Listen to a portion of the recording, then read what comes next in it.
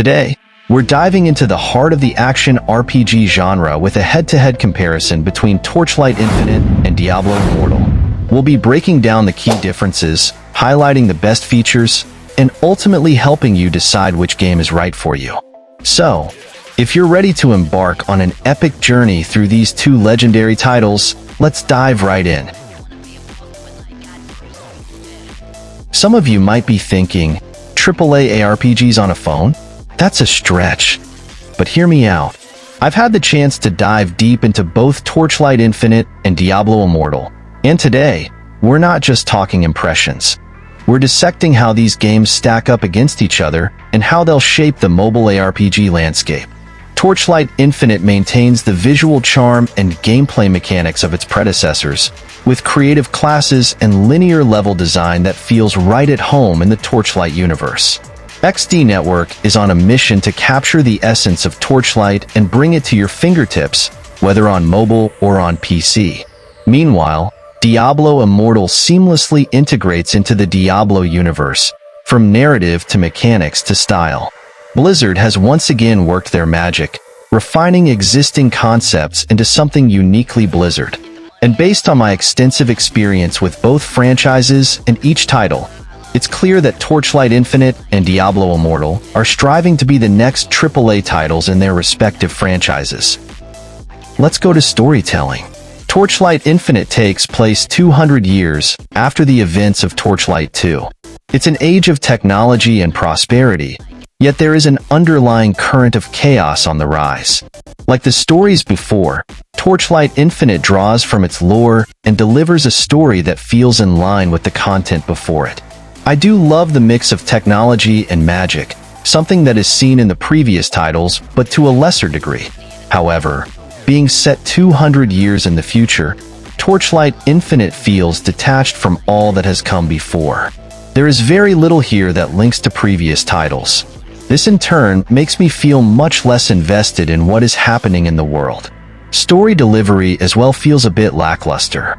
Some interesting cutscenes make some moments feel impactful, but the overall delivery of the story in between did make me wonder who some characters were when I saw them in a cutscene. It's not that the story isn't engaging, it's just that its lack of connecting to games past means that it misses out on gaining an early engagement with players who love the franchise. On the other hand, Diablo Immortal gives us a story that takes place firmly after the events of Diablo 2, but before the narrative of Diablo 3. This was a brilliant move on the part of Blizzard. While I felt disconnected from the characters and story beats in Torchlight Infinite, every character in Diablo Immortal was connected to an overarching universe that I already know. Callbacks to Diablo 2 and early introductions to characters that become important to Diablo 3 made me feel right at home. Every new area had some nod or Easter egg to other titles in the franchise that left a grin on my face. Story delivery as well followed a similar style to that of Diablo 3, which means that narrative in many cases is delivered while I'm in combat or engaged in activities. This helps keep the pace of gameplay a bit more consistent. The reality is that story in Diablo and Torchlight has never been the main attraction to the game. I would, however, venture to say that those who simply disregard the narratives of each universe do themselves a disservice.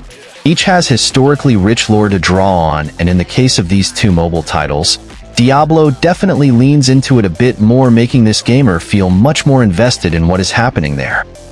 In terms of combat and skills, both Torchlight Infinite and Diablo Immortal deliver exhilarating combat experiences.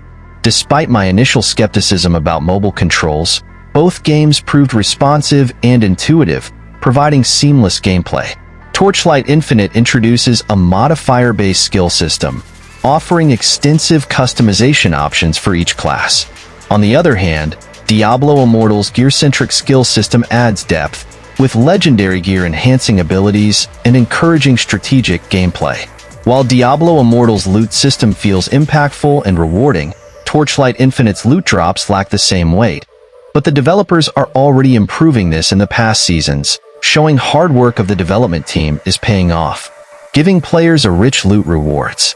However, both games leave a lasting impression, enticing players to explore new builds and dive deeper into the endgame content. In conclusion, Both Torchlight Infinite and Diablo Immortal offer compelling experiences for ARPG enthusiasts. So why choose between the two? With both games offering AAA experiences and being free to play, there's no reason not to give them both a try. Whether you're drawn to the technological marvels of Torchlight Infinite or the dark, immersive world of Diablo Immortal, there's something here for every ARPG fan. What are your thoughts on this? Let us know in the comments sections. Consider subscribing to get the latest updates in Torchlight Infinite and other gaming goodness. Once again, thank you so much for watching until the end. Until next time,